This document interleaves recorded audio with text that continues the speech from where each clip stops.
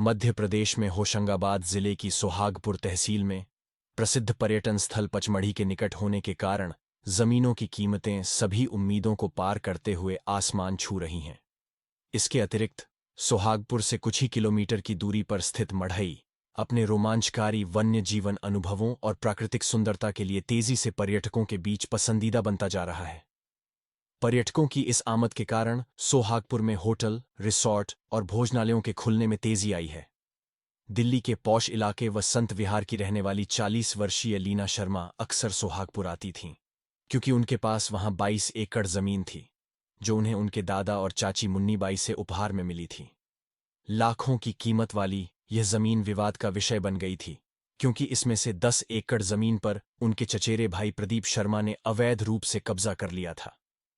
21 अप्रैल 2016 को लीना ने अपनी जमीन की आधिकारिक माप कराने के लिए विशेष रूप से भोपाल के रास्ते सोहागपुर की यात्रा की। 23 अप्रैल 2016 तक अधिकारियों ने भूमि पर उसके स्वामित्व की पुष्टि कर दी, जिससे उसे तुरंत इसकी बाड़ लगाना शुरू करने के लिए प्रेरित किया गया। लीना ने पहले ही इस जमीन को 2 करोड़ रुपये में बेचने का सौदा कर लिया था और इससे प्राप्त रकम को दिल्ली में संपत्ति में निवेश करने की योजना बना रही थी।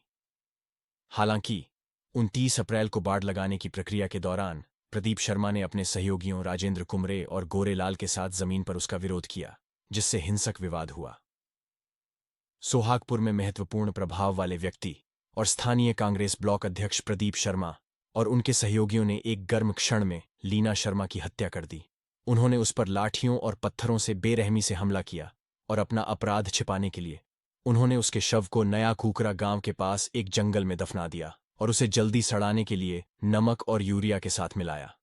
इस जघन्य कृत्य के बावजूद प्रदीप शर्मा शहर में ऐसे घूमता रहा जैसे कि कुछ हुआ ही न हो। उसे विश्वास था कि किसी को हत्या का पता नहीं चलेगा। उसने लीना के शव के सड़ने के बाद पुलिस को उसकी गुमशुदगी की रिपोर्ट करने की योजना बनाई थी, लेकिन ऐसा नहीं किया। लीना शर्मा का जीवन किसी दुखद गाथा से कम नहीं था। कम उम्र में अनाथ हो जाने के कारण वह और उसकी बहन हेमा का पालन पोषण उनकी चाची ने किया, जिन्होंने बाद में अपनी जमीन उन्हें दे दी। लीना एक खूबसूरत और प्रतिभाशाली व्यक्ति थी। उसने विदेश व्यापार में स्नातक की उपाधि प्राप्त की और जल्द ही अमेरिकी दूतावास में सलाहकार के रूप में नौकरी हासिल कर ली। एक असफल विवाह के बाद उन्होंने तलाक ले लिया और अपने परेशान अतीत को पीछे छोड़ते हुए दिल्ली में अपनी खुद की कंसल्टेंसी फर्म स्थापित करने के लिए आगे बढ़ीं। 40 साल की उम्र में लीना शर्मा ने दोबारा शादी करने का फैसला किया, लेकिन ऐसा करने से पहले वह सोहागपुर में एक जमीन विवाद को सुलझाना चाहती थीं। हालांकि उसके रिश्तेदार प्रदीप शर्मा ने उसके मंसूबों पर पानी फेर दिया। लीना शर्मा की हत्या एक रहस्य ही बनी रहती अगर उसके दोस्तों ने उसकी तलाश शुरू नहीं की होती। जब वह निर्धारित समय पर नहीं लौटी और उसका मोबाइल फोन बंद हो गया, तो भोपाल में उसकी दोस्त ऋतु शुक्ला ने पुलिस नियंत्रण कक्ष को उसके लापता होने की सूचना दी। मामले को गंभीरता से लेते हुए पुलिस ने प्रदीप शर्मा से संपर्क किया, जिससे वह घबरा गए और यह जानते हुए भी कि लीना शर्मा अब जीवित नहीं है, उन्होंने सोहागपुर थाने में गुमशुदगी की रिपोर्ट दर्ज कराई। उनकी देर रात आई रिपोर्ट से संदेह बढ़ा और जब जमीन विवाद का खुलासा हुआ तो पुलिस का संदेह यकीन में बदल गया।